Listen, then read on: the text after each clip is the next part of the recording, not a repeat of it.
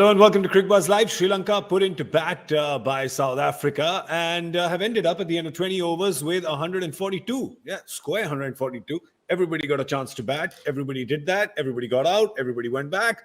And all of them, sum total put together is 142. All out on the dot of the 20th over. I'm Gaurav Kapur. Have Michael Vaughan and Dinesh Karthik here with me. Michael, we spoke about it in the comm box saying they may just get all out for 110, 115. Well, we got half of that correct. Yeah, they got out. Do you two just say well done to me? Or we're going to come to it. There's time for the ceremony to begin. I'm just waiting to see which bottle to open up and celebrate. I'm just going to spray it all over you. Should definitely tell him at the end of the show then, because he's going to spray it all over his laptop, and that's the show then. We're done. Right? We're done. But congratulations, your guess was 140. Just by the skin of your teeth, because DK was on 145. Let me just hear from the runners-up first. Dinesh, how do you feel missing it by just one run? I'm pretty disappointed with Sri Lankan cricket, to be honest. I mean, one run was all they needed in 2 balls, and I would have got the award.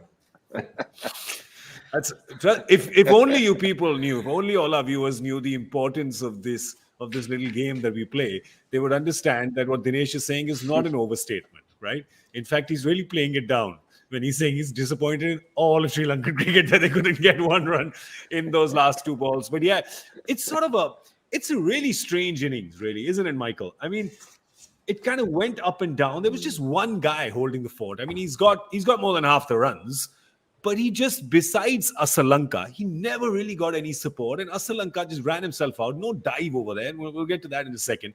But it really was just the Nissanka show all the way. He was like the Nissan, and everybody else was like, bullock cart. I just think that's what Sri Lanka do at the minute. They're that kind of side that, you see one individual play well and then quite a few of them struggle. They don't seem to be able to produce a collective batting display where you have 1 or 2 real innings of substance and then two cameos down the bottom. It is what it is for Sri Lanka at the minute. I think they're competitive with this score. I don't think it's... potentially par. I would say around 150, 155 would have been par, but it's Sri Lankan cricket at the minute. They're very inconsistent. They've got a lot of inexperience. There's players in that middle that they're just out of form. Possibly, I think Dinesh will speak more about it. Possibly need to be removed from the side just at this stage. But in Nissanka at the top, I thought he played beautifully. I thought he played with great control. He hit the boundary at the right time, rotated the strike at the right time, held the innings together when wickets were falling around him, and because of him, he's managed to get his team up to a score that, look, if they get early wickets and then the spin card starts to play its part, which we know it can, they can put South Africa under a lot of pressure. But I don't want to be too critical of Sri Lanka because I just think that's where they are at the minute in their game and in this transitional period that they're going through. I think they're full of inexperience and that is what they Nissanka, produce. of course, Dinesh, in great touch today, but there's some in that batting lineup who are looking woefully out of form. Yeah, we did discuss about 2 players. One up top, Kusal Pereira. Obviously, him being a senior statesman hasn't really delivered in this World Cup. I think they would expect a lot of bigger things from him. Another name which I find it hard to fathom now, Avishka Fernando, because I think he's at that stage where he's trying hard, but things are just not working out for him. I know what it feels like. I think in a way, he would be feeling better if he's, given a break for a game and then brought back probably at a later stage. But for me, the standout batsman in this match, obviously, is Pathum Nissanka. But again, today, somebody who looked really good and looks like he's one for the bigger haul is Charit Asalanka. I think the way he started, the shots that he played to a Norke and a Rabada, he's looking really good. After a long time, I'm seeing a player who is stamping his authority every time he comes out to bat. And I'm really enjoying watching him develop into a solid batter. Yeah, what did you make of that run-out? There was always 2 there, right? We obviously had a bit of a slip. Didn't put the dive in because I don't think he'd guessed that the throw would be so rocket. You as a keeper, when you're watching that, who were you more impressed with? Rabada with the throw that he got in or Quinny with the take and breaking the stumps? It was pretty basic, nothing fancy there. From Rabada as well as from Quinton de Kock, it was pretty straightforward. Nice throw straight into the hands of Quinton de Kock, just took his bails away. First of all, I don't think there was a two there, considering Asalanka had slipped. But because I think Pathum Nissanka had committed to the second run, he didn't want to let his partner down, so he had to run. I think if he had said no, maybe Pathum Nissanka would have been out at the other end, but he kind of sacrificed himself, knowing that he would find it hard to get across to the other end. Yes, could he have put in a dive? If I watch him a little more closely, does he have the physical ability to probably dive at the last second? I don't know. But I think overall, by the looks of it, I do think that, he could have probably tried hard. But at this point of time, I'd give credit for Asalanka for trying for the second run, but good effort from Rabada and Quinton de Kock. Yeah, I think Michael once gone to get the bottle to celebrate his victory and rub it in our faces.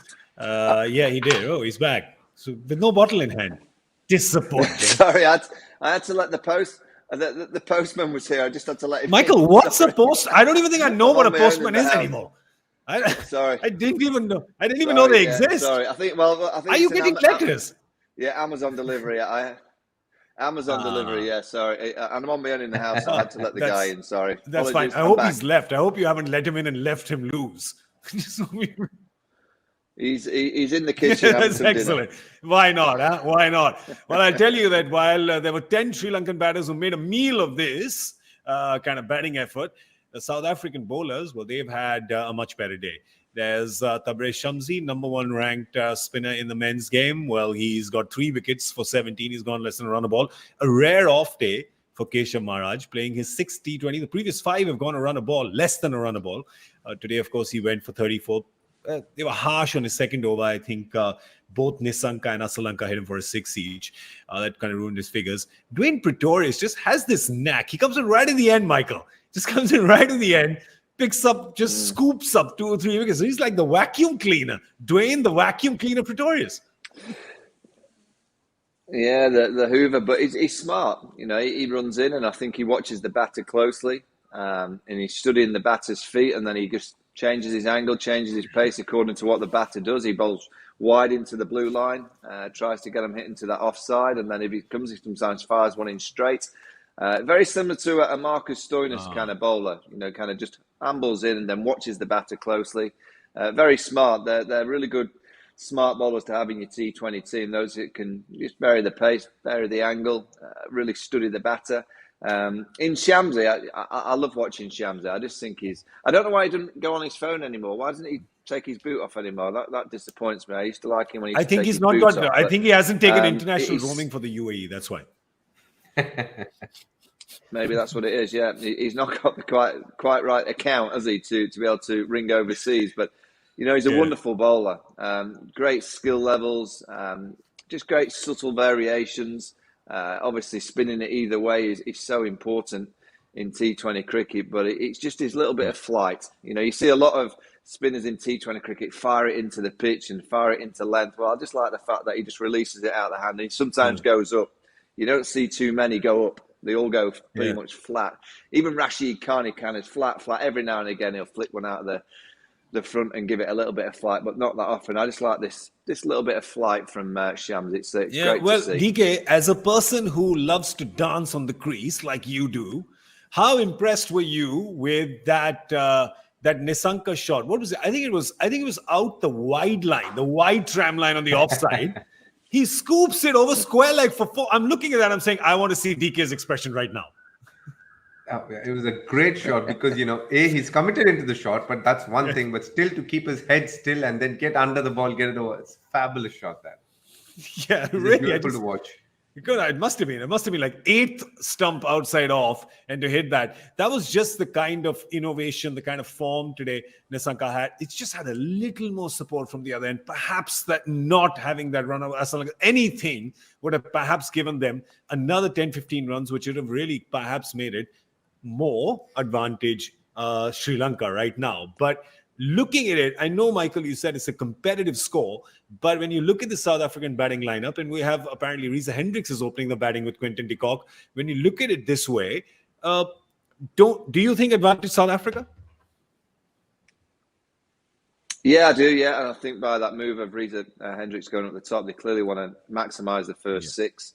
Again, I think that's absolutely the right approach on these kind of wickets. Those first 6 overs, you have to go. You have to try and get your team to 50 plus if you possibly can. South Africa should chase this total. They should have enough against this kind of Sri Lankan attack to have the awareness, the power to be able to get this kind of score. But you just never know. They'll need early wickets. They'll need a little bit of magic in the field.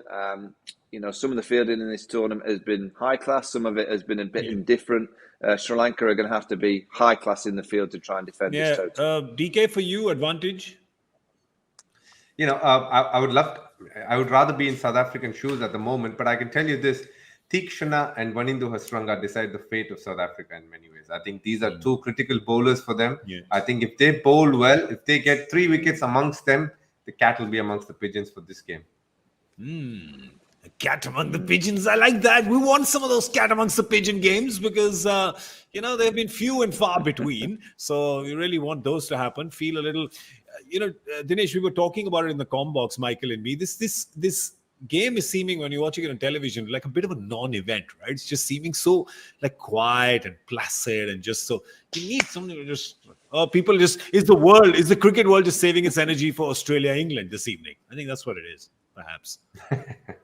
Right?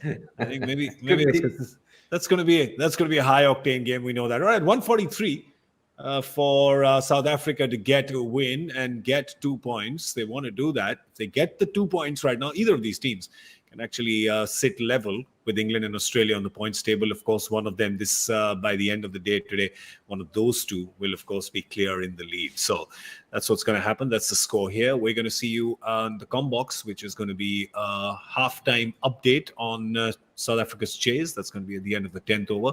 So Dinesh and me will be here for that. So we'll see you then. Thank you so much for watching Cricbuzz Live. I'm Gaurav Kapur, thanking Michael Vaughan and Dinesh Karthik. We'll see you in a bit.